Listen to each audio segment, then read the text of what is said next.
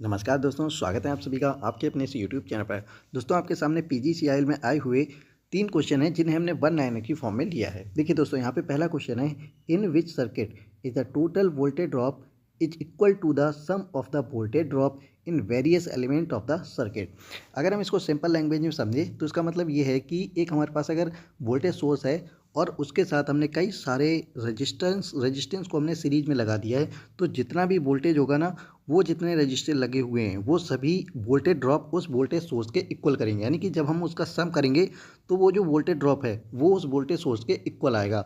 तो ये जो इक्वल आ रहा है, ठीक है, तो ये सिर्फ और सिर्फ हमारा सीरीज प्रतिरोध परिपथ यानी कि जो सीरीज रेजिस्टेंस सर्किट होता है ना, उसमें ये आएगा। ठीक है, चलिए नेक्स्ट क्वेश्चन है, if the material has negative temperature coefficient the resistance dash with increase in temperature. तो कहने का मतलब ये है, कोई एक मटेरियल है जिसका जो टेम्परेचर कोएफिशिएंट है वो नेगेटिव है, तो इस कंडीशन में अगर हम टेम्परेचर को इंक्रीज़ करते हैं तो जो रेजिस्टेंस होता है उस मटेरियल का, तो दोस्तों ये हमारा हो जाता है कम।